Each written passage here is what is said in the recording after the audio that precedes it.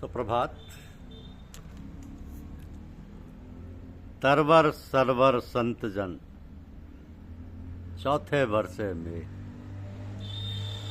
यह हमारी आज की आध्यात्मिक चर्चा का विषय है कि तरवर सरवर संत जन चौथे वर्षे में परमारथ के कारण चारों धारें दे।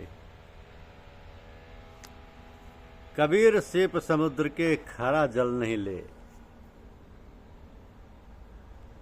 पानी पीवे स्वाति का शोभा सागर दे। ऊंची जाति पपीहरा पिए न नीचा नीर, कै सुरपत को याचई कै दुख सहे शरीर। पड़ा पपीहा सुरसरी लगा बधिक का बाण, मुख मूंदे श्रुत गगन में निकस गए यह प्राण। पपीहापन को ना तजे, तजे तो तन बेकाज। तन छूटे तो कछु नहीं, पन छूटे है लाज। भूप दुखी अब दू दुखी, दुखी रंग विपरीत। कह कबीर ये सब दुखी, सुखी संत मन जीत। कासे ऊपर बीजरी परे अचानक आए, ताते निर्भय ठीकरा सतगुरु दिया बताए। गुरु नहीं चेला नहीं, नहीं मुरीद नहीं पीर। एक नहीं दूजा नहीं, बिल में तहा कबीर। कबीर मैं तो तब डरो जो मुझ ही में होए, मीच बड़ापा आपदा सब काऊ में सो।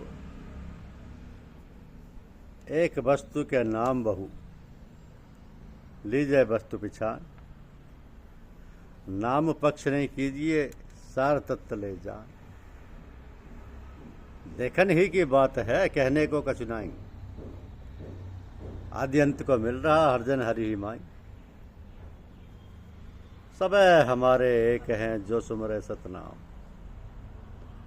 वस्तु लई पहचान के वासन से क्या काम।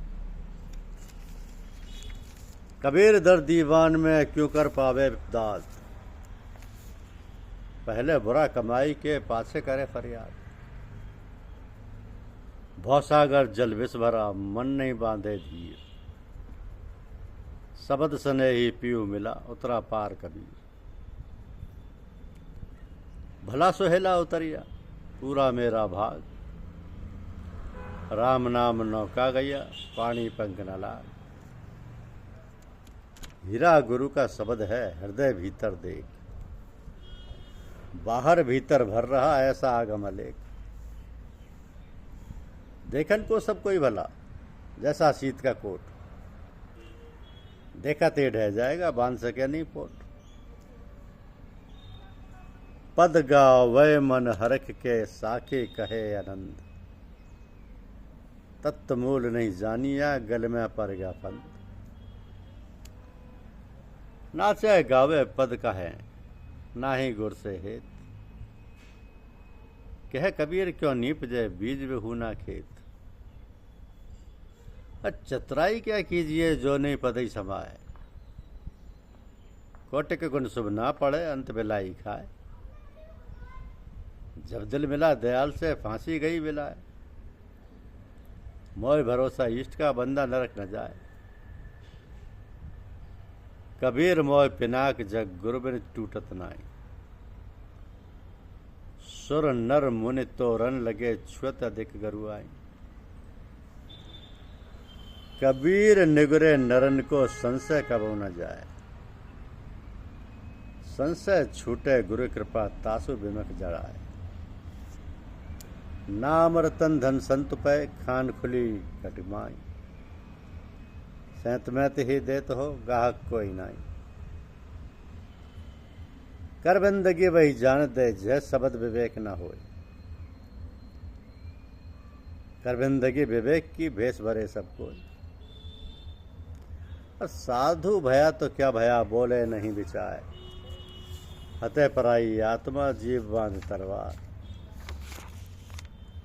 मधुर वचन है औषधि, कटुक वचन है तीर। श्रवण द्वार है संचरे, साले सकल शरीर, साले सकल शरीर।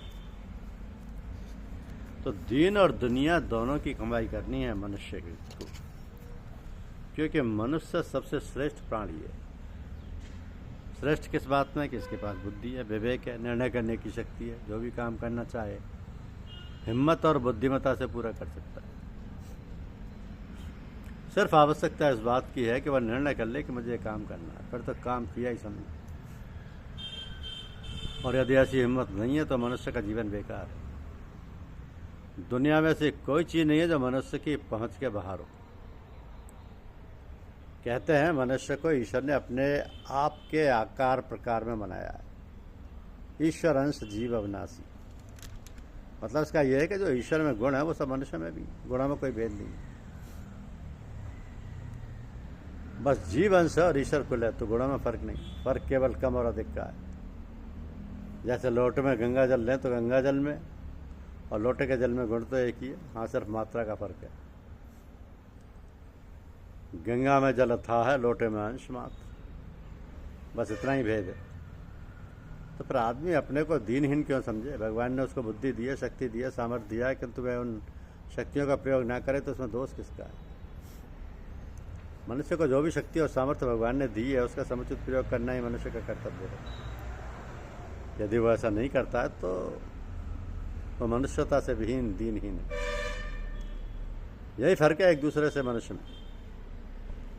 जीवन का काल सबका एक सा नहीं होता, कोई दीर्घजीवी है, कोई अल्पायु है, मगर शक्ति और सामर्थ्य सब में बराबर है।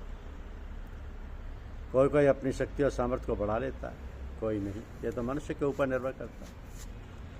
आधार निद्रा भय मैथुन चा सामान्य मेतम पशु नाणाम धर्मोई तेषाम। धर्म की व्याख्या लोगों ने तरह तरह से की है। साधारण तो यह है कि मनुष्य ने अपने जीवन के साथ परलोक के लिए भी जो कमाई की है उसी से उसके और जीवन की सफलता और योग्यता मापी जाती है। तो ये मनुष्य जीवन फिर मिले ना मिले, अब जो समय मिला है उसका पूरी तरह प्रयोग कर लेना ही मनुष्य की बुद्धिमत्ता है। तो मनुष्य को अपने आप को योग्य सामर्थ्यवान बनाना चाहिए और उसके लिए तक प्रयत्न करना चाहिए। यही मनुष्य मात्र का कर्तव्य है। धन्यवाद। यूट्यूब चैनल को लाइक और सब्सक्राइब अवश्य करें। शुक्रिया।